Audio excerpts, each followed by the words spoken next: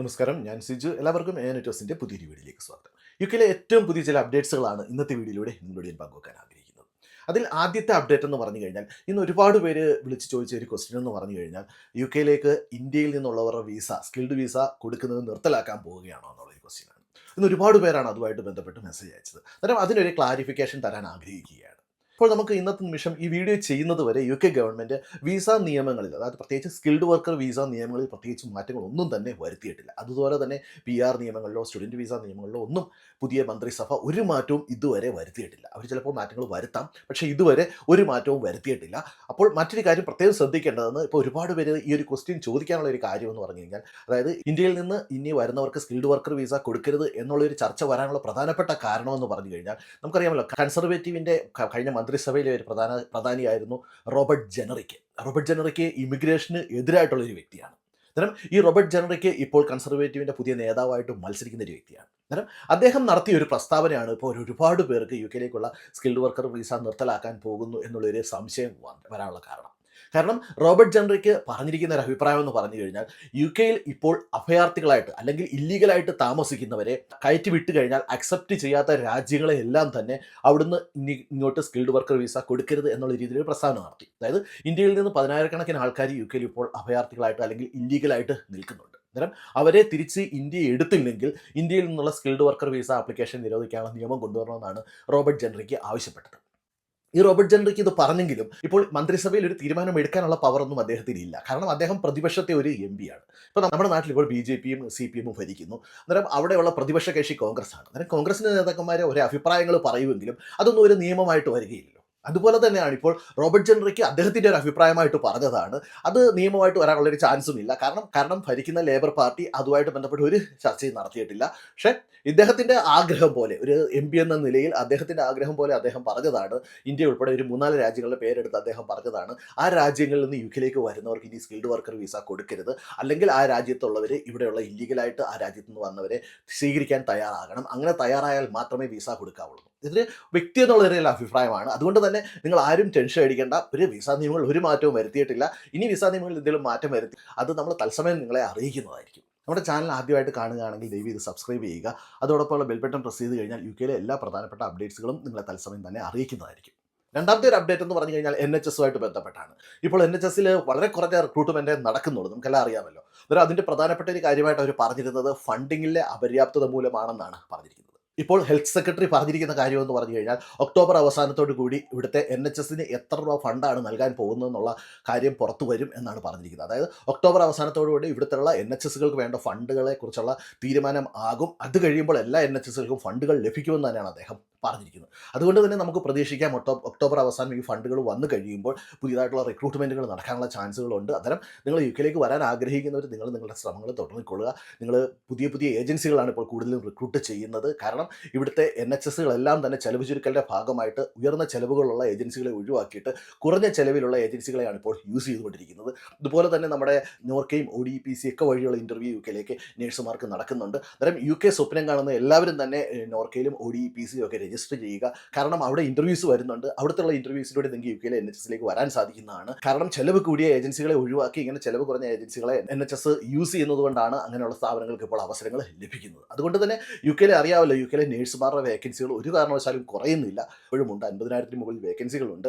പക്ഷേ റിക്രൂട്ട്മെൻറ്റ് ബൾക്കായിട്ട് ഇപ്പോൾ നടക്കുന്നില്ല. പക്ഷേ ഈ ഫണ്ട് വന്നു കഴിഞ്ഞാൽ ആ റിക്രൂട്ട്മെൻറ്റുകൾ പൂർവ്വധികം ശക്തിയോടെ മുന്നോട്ട് വരുമെന്ന് തന്നെയാണ് പ്രതീക്ഷിക്കുന്നത്. ഇവിടുത്തെ മറ്റൊരു പ്രശ്നമെന്ന് പറഞ്ഞു കഴിഞ്ഞാൽ, ലേബറിൻ്റെ മന്ത്രിസഭയുടെ പ്രധാനപ്പെട്ട തീരുമാനം എന്ന് പറഞ്ഞാൽ യുകെയിലുള്ളവരെ ഇതിന് പ്രാപ്തരാക്കി എടുക്കണം. അതായത് വിദേശത്ത് നിന്ന് റിക്രൂട്ട് ചെയ്യുന്നതിന് മുമ്പ് യുകെയിലുള്ളവർക്ക് ഫസ്റ്റ് പ്രിഫറൻസ് കൊടുക്കണം എന്നുള്ള രീതിയിൽ എംപ്ലോയേഴ്സിനെല്ലാം അവർ ഇൻഫോം ചെയ്തിട്ടുണ്ട്. അതുകൊണ്ട് തന്നെ ഇവിടുത്തെ എംപ്ലോയേഴ്സ് ആദ്യം യുകെയിലുള്ളവരെ ട്രൈ ചെയ്യും. അത് കിട്ടിയെങ്കിൽ മാത്രമേ വിദേശത്ത് റിക്രൂട്ട് ചെയ്യുകയുള്ളൂ. പക്ഷേ നമുക്ക് ഈ നഴ്സിംഗ് മേഖലയിലൊക്കെ, പ്രത്യേകിച്ച് നഴ്സുമാരൊന്നും യുകെയിൽ കൂടുതലും ആരും അങ്ങനെ നഴ്സിങ്ങിനൊന്നും പഠിക്കാൻ പോകുന്നവർ വളരെ കുറവാണ്. കാരണം നഴ്സിംഗ് 3 വർഷമോ 4 വർഷമോ 3 വർഷം പഠിച്ചിറങ്ങി കഴിഞ്ഞ് ആ ഒരു ജോലിക്ക് കയറി കഴിഞ്ഞാൽ യുകെയുടെ സ്റ്റാൻഡേർഡ് അനുസരിച്ച് മറ്റു ജോലിക്ക് കിട്ടുന്ന ഒരു സാലറി നഴ്സുമാർക്ക് കിട്ടുന്നില്ല. അത് സത്യമായൊരു കാര്യമാണ്. പക്ഷേ നമ്മൾ ഇന്ത്യയിൽ നിന്ന് വരുന്നവർക്കൊക്കെ അതൊരു നല്ല സാലറിയാണ് ഇവിടെ കിട്ടുന്നത്. പക്ഷേ യുകെയിലെ മറ്റ് ജോലികൾ വെച്ച് നോക്കുമ്പോൾ, നമ്മളിപ്പോൾ മക്ഡൊണാൾഡ്സിലെ ഒരു ഷിഫ്റ്റ് മാനേജറിന് കിട്ടുന്ന സാലറി മാത്രമേ പലപ്പോഴും NHSലെ ഒരു നേഴ്സിന് ലഭിക്കുന്നുള്ളൂ. അതിൽ കൂടുതൽ വർക്കും അവർ ചെയ്യണം. അതുകൊണ്ട് തന്നെ യു കെയിലെ ജനങ്ങൾക്ക് ഈ നേഴ്സുമാരായിട്ട് മാറുന്നതിന് വലിയ താല്പര്യമില്ല. അതിൻ്റെ ഒരു യഥാർത്ഥ ഉദാഹരണമാണ് യു കെയിലെ BSc നഴ്സിങ്ങിനുള്ള അഡ്മിഷനിൽ 30% കുറവാണ് ഈ വർഷം വന്നിരിക്കുന്നത്. അതായത് യു കെയിൽ പഠിക്കാൻ ആഗ്രഹം നഴ്സിംഗ് പഠിക്കാൻ ആഗ്രഹം ഉള്ളവരുടെ എണ്ണം കുറഞ്ഞു കുറഞ്ഞു വരികയാണ്. അതുകൊണ്ട് തന്നെ നമ്മുടെ വിദേശത്തു നിന്നുള്ളവർക്ക് യു കെയിൽ എന്നും ഒരു അവസരം ഉണ്ടായിരിക്കുന്നതാണ്. യു കെ ഉൾപ്പെടെയുള്ള എല്ലാ രാജ്യങ്ങളും തന്നെ എല്ലാ യൂറോപ്യൻ രാജ്യങ്ങളും തന്നെ റിക്രൂട്ട്മെൻറ്റുകൾ കുറയ്ക്കാനുള്ള ശ്രമം നടത്തുന്നുണ്ടെങ്കിലും അതൊന്നും വിജയത്തിലെത്തും എന്നുള്ള ഒരു പ്രതീക്ഷയും അവിടെ ഉള്ളവർക്ക് പോലും ഇല്ല. അതുകൊണ്ട് തന്നെ നമുക്ക് ഇനിയും അവസരങ്ങൾ ലഭിച്ചുകൊണ്ടിരിക്കും. മറ്റൊരു പ്രധാനപ്പെട്ട അപ്ഡേറ്റ് എന്ന് പറഞ്ഞു കഴിഞ്ഞാൽ നമ്മൾ യു കെയിൽ വരുന്നവരുടെ ഏറ്റവും പ്രധാനപ്പെട്ട ചിലവെന്ന് പറഞ്ഞു കഴിഞ്ഞാൽ അക്കോമഡേഷനാണ്. നമ്മുടെ വരുമാനത്തിൻ്റെ ഏറ്റവും പ്രധാനം ചിലയിടത്തൊക്കെ ആണെങ്കിൽ ഒരാളുടെ ശമ്പളം ഫുള്ളായിട്ട് നമ്മുടെ റെൻറ്റിന് മാത്രമായിട്ട് പോകും. നമുക്കറിയാമല്ലോ റെൻറ്റ് കൊടുക്കുക എന്നുള്ളത് നമ്മൾ വെറുതെ പൈസ കളയുന്നത് പോലെ തന്നെയാണ്. അത് നമുക്ക് തിരിച്ച് ഒരു പ്രയോജനവും കിട്ടാത്ത രീതിയിലാണ് റെൻറ്റ് കൊടുത്തു കഴിഞ്ഞാൽ. കാരണം അത് വെറുതെ കൊടുത്തു പിന്നെ ഒരു പ്രയോജനവും ഇല്ലാതാവും. പക്ഷേ നമ്മൾ നേരെ മറിച്ച് നമുക്കൊരു വീട് മേടിക്കാൻ സാധിച്ചു കഴിഞ്ഞാൽ എല്ലാവർക്കും ഒന്നും പെട്ടെന്ന് സാധിച്ചെന്ന് വരില്ല. പക്ഷേ നമ്മളൊരു വീട് മേടിക്കാൻ സാധിച്ചു കഴിഞ്ഞാൽ നമുക്ക് എല്ലാ മാസവും നമ്മൾ ആ വീടിൻ്റെ മോർഗേജ് ലോൺ അടയ്ക്കുമ്പോൾ അതിനകത്തൊരു നിശ്ചിത തുക നമുക്ക് എപ്പോഴും നമ്മുടെ മുതലിൽ നിന്ന് കുറഞ്ഞു കുറഞ്ഞു വരും. അന്നേരം അത് നമുക്കൊരു നേട്ടം തന്നെയാണ്. അതോടൊപ്പം തന്നെ ഇവിടുത്തെ വീട് വില ക്രമാതീതമായിട്ട് വീട് വില നല്ലതുപോലെ ഉയരുന്നുണ്ട് ഇപ്പോഴും. ഇപ്പോൾ യു കെയിൽ ഒരുപാട് പേര് ഒരു അക്കോമഡേഷന് വേണ്ടി ശ്രമിക്കുന്നതുകൊണ്ട് തന്നെ ഇവിടുത്തെ വീട് വില ക്രമാതീതമായിട്ട് കൂടി വരികയാണ്. പല ഏരിയകളിലും നമുക്ക് അഫോർഡ് ചെയ്യാൻ പറ്റാത്ത രീതിയിലുള്ള വിലയാണ് വീടുകൾക്ക് ഉള്ളത്. ഇപ്പോൾ മറ്റൊരു പ്രധാനപ്പെട്ട വാർത്ത എന്ന് കഴിഞ്ഞാൽ 2022 ശേഷം വീടിൻ്റെ വില ക്രമാതീതമായിട്ട് കൂടുന്നത് ഇപ്പോഴാണ്. നമുക്കറിയാമല്ലോ യു കെയിൽ നമുക്ക് ടെറസ്ഡ് ഹൗസ് ഉണ്ട്, സെമി ഡിറ്റാച്ച്ഡ് ഉണ്ട്, ഡിറ്റാച്ച്ഡ് ഹൗസ് ഒക്കെ ഉണ്ട്. പക്ഷേ ഇപ്പോൾ ഏറ്റവും കൂടുതൽ പേര് ഇപ്പോൾ ശ്രമിക്കുന്നത് ടെറസ്ഡ് ഹൗസുകൾക്ക് വേണ്ടിയാണ്. ഇപ്പോൾ വില ക്രമാതീതമായിട്ട് കൂടുന്നത് ടെറസ്ഡ് ഹൗസുകൾക്കാണ്.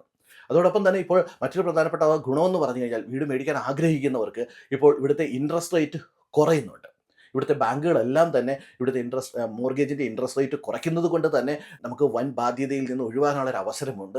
അതല്ലെങ്കിൽ നമുക്ക് ഭയങ്കരമായ ഇൻട്രസ്റ്റ് ഒക്കെ കൊടുത്ത് വീട് മേടിച്ച് കഴിഞ്ഞാൽ നമുക്ക് നമ്മുടെ ശമ്പളത്തിൻ്റെ കൂടുതൽ ഭാഗവും ആ ഇൻട്രസ്റ്റ് ആയിട്ട് തന്നെ പോകും. അതുകൊണ്ട് തന്നെ ഇൻട്രസ്റ്റ് റേറ്റിൽ ഒരു 1% 2% കുറഞ്ഞാൽ അത് ഒരു നല്ല സേവിങ്സ് ആയിട്ട് മാറും.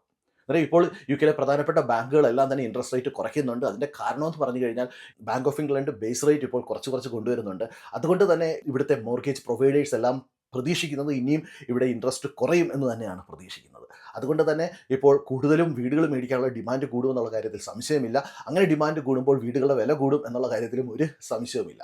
പക്ഷേ ഇൻട്രസ്റ്റ് റേറ്റ് കുറയുന്നത് കൊണ്ട് നമുക്ക് കുറച്ചൊരു ആശ്വാസം നമുക്ക് മാസാടവിൽ കിട്ടുന്നതാണ്. അതുകൊണ്ട് തന്നെ നിങ്ങൾ വീട് മേടിക്കാൻ പ്ലാൻ ഉള്ളവരെല്ലാം നിങ്ങളെല്ലാവരും വളരെ ആലോചിച്ചിട്ട് മാത്രമേ വീട് എടുക്കാവുള്ളൂ. കാരണം നമ്മൾ എടുക്കുന്ന ലൊക്കേഷൻ നല്ലതായിരിക്കണം, അവിടുത്തെ ക്രെഡിറ്റ് ഹിസ്റ്ററി നോക്കണം, ആ സ്ഥലം നമുക്ക് പറ്റിയ സ്ഥലമാണോ എന്ന് നോക്കും, അവിടുത്തെ ജീവിത സാഹചര്യങ്ങൾ നോക്കണം. അങ്ങനെ എല്ലാം നോക്കിയിട്ട് മാത്രമേ നിങ്ങളൊരു വീട് എടുക്കാവുള്ളൂ. കാരണം നമ്മൾ ആദ്യത്തെ ഒരു വീട് എടുക്കുമ്പോൾ എന്തായാലും നമ്മളൊരു 3-4 വർഷം അവിടെ താമസിക്കും എന്നുള്ളത് ഉറപ്പാണ്. അന്നേരം നമുക്ക് താമസിക്കാൻ പറ്റും എന്നുള്ളത് ഉറപ്പാക്കിയിട്ട് മാത്രമേ ഒരു വീട് എടുക്കാവുള്ളൂ. എടുത്ത് ചാടി വീട് എടുക്കരുത്. വീട് നോക്കി നമുക്ക് ഇഷ്ടപ്പെട്ടെങ്കിൽ മാത്രമേ എടുക്കാവുള്ളൂ. അന്നേരം യു കെയിലെത്തിയ എല്ലാവരും തന്നെ എനിക്കറിയാം എല്ലാ മലയാളികൾക്കും ഒരു വീട് എടുക്കണമെന്ന് ആഗ്രഹമുണ്ട്. അന്നേരം നിങ്ങളെല്ലാവരും അതിനുള്ള ശ്രമങ്ങൾ നടത്തിക്കൊള്ളൂ. മറ്റൊരു സന്തോഷ വാർത്ത എന്ന് പറഞ്ഞു കഴിഞ്ഞാൽ യു കെയിൽ ഇവിടുത്തെ സിവിൽ സർവീസിൽ അതായത് ഗവൺമെൻറ് സർവീസിലേക്ക് നമ്മൾ മലയാളികൾ ഒരുപാട് പേർക്ക് ഇപ്പോൾ അവസരങ്ങൾ ലഭിക്കുന്നുണ്ട്. ഇവിടുത്തെ DWP അതേപോലെ തന്നെ ഇവിടുത്തെ HMRC ഇവിടുത്തെ പ്രിസൺ ഓഫീസർ തുടങ്ങിയ തസ്തികകളിലൊക്കെ ഇപ്പോൾ ഒരുപാട് വേക്കൻസികൾ അവർ പബ്ലിഷ് ചെയ്തിട്ടുണ്ട്. ഇതിനെക്കുറിച്ചുള്ള എങ്ങനെയാണ് അപ്ലൈ ചെയ്യേണ്ടത് എന്നുള്ള വിശദമായ വീഡിയോ നമ്മൾ കഴിഞ്ഞ ദിവസം ചെയ്തിട്ടുണ്ട്. അതിൻ്റെ ലിങ്ക് ഞാൻ ഡിസ്ക്രിപ്ഷൻ ബോക്സിൽ കൊടുക്കാം. അന്നേരം നിങ്ങളെല്ലാവരും തന്നെ യു കെയിൽ പ്രത്യേകിച്ച് ഡിപ്പെൻഡൻസ് ആയിട്ടുള്ള എല്ലാവരും തന്നെ അതിന് അപ്ലൈ ചെയ്യുക.